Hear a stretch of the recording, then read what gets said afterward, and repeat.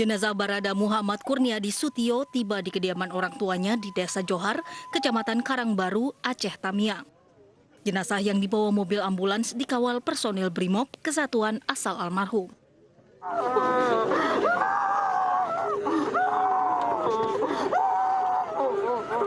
Kedatangan jenazah disambut tangis keluarga. Jenazah dikawal kakak almarhum, Praka Ahmad Syahputra yang bertugas di Kesatuan Kostrad Solo. Setelah upacara persemayaman di rumah duka, jenazah diantar ke pemakaman. Pemakaman dilaksanakan dengan upacara militer. Dipimpin Wadansat Brimob Polda Aceh, AKBP Biridiansyah. Dengan ini, mempersembahkan kepada Ibu Pertiwi. Tim gabungan TNI Polri terlibat baku tembak di Pegunungan Bintang, Papua. Tim saling tembak dengan kelompok kriminal bersenjata, pimpinan Lamek Alip Kitaplo. Almarhum Muhammad Kurniadi Sutio terkena tembakan di bagian ketiak sebelah kanan dan meninggal dunia. Korban dievakuasi menggunakan helikopter dari Kiwirok ke Oksibil, Pegunungan Bintang pasca kontak senjata.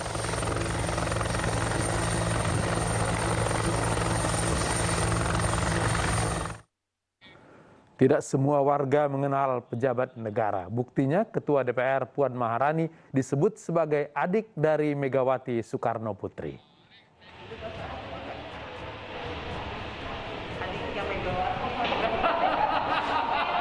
Inilah momen tawa Ketua DPR RI Puan Maharani saat disebut adik dari Megawati Soekarno Putri. Puan yang sedang meninjau vaksinasi di SMKN 72 Tegal Alur, Kalideres, Jakarta Barat, banyak diisi dengan dialog, canda, dan tawa.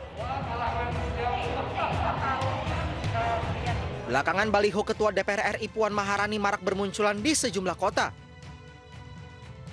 Baliho ini berisikan ajakan untuk menjaga kesehatan di tengah pandemi dan menjaga persatuan. Selain baliho, Puan Maharani juga mulai aktif di media sosial. Namun sejumlah kader PDIP membantah banyaknya baliho Puan untuk meningkatkan popularitas menuju Pilpres 2024.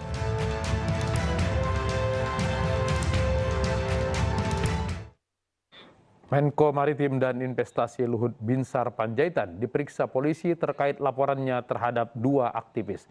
Aktivis Haris Azhar mengundang Luhut mengklarifikasi soal tambang di channel YouTube miliknya.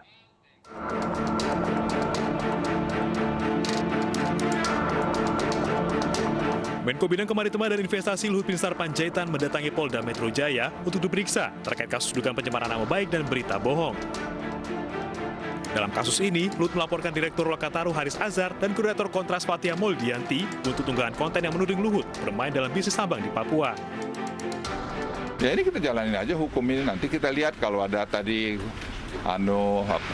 tadi sampaikan oleh penyidik ada edaran dari Kapolri untuk mediasi, ya silahkan aja jalan. Tapi saya ingin sampaikan supaya kita ini semua belajar bahwa tidak ada kebebasan absolut.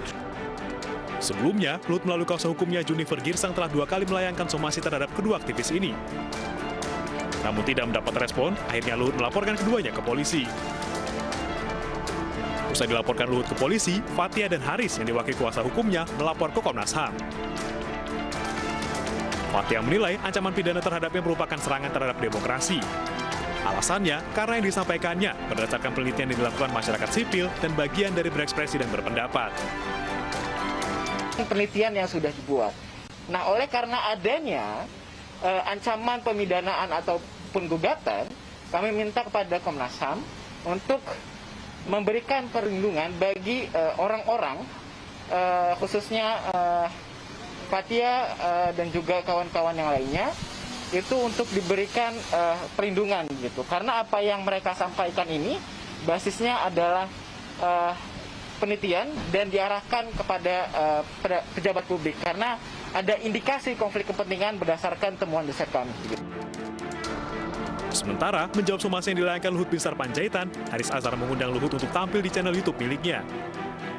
Ia juga menyebut Luhut dapat memberikan klarifikasi ataupun membantah terkait ucapan yang pernah dilontarkannya.